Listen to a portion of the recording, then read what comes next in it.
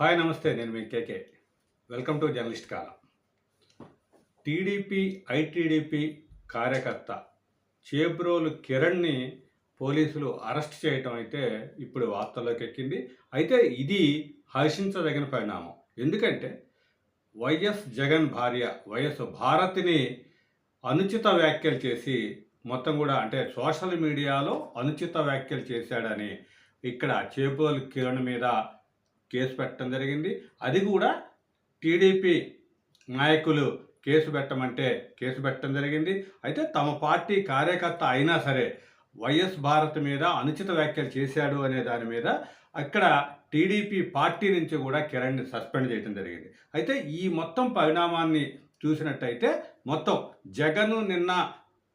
YS Jagan Kurnool పర్యటనలో పోలీసుల మీద అంటే బట్టలు ఊడదీస్తాము అనే వ్యాఖ్యలు చేసిన నేపథ్యంలో దానికి కౌంటర్గా కిరణ్ అయితే ఈ వైఎస్ భారత్ మీద అనుచిత వ్యాఖ్యలు చేయడం జరిగింది.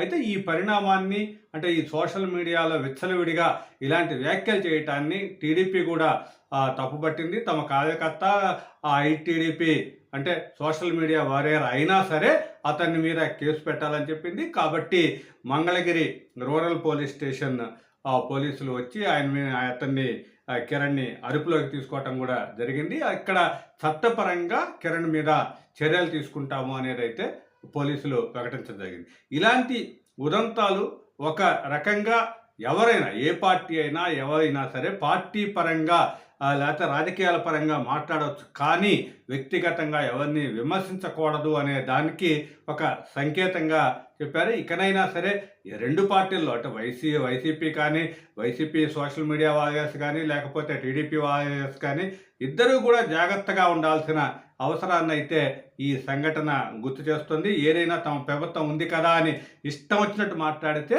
ప్రభుత్వం చూస్తూ ఊరుకోదు పోలీసులు కూడా అనే ఒక సంకేతాన్ని అయితే పంపటం అనేది తెలుగుదేశం గవర్నమెంట్గా అభినందించాల్సిన విషయం. అయితే ఇదే విషయంలో అన్నిట్లో కూడా ఈ ఒక్క దాంట్లోనే కాదు, కాకపోతే ఇలాంటి వాటిని అన్నిట్లో కూడా చర్యలు తీసుకొని ముందుకెళ్తేనే బాగుంటుంది.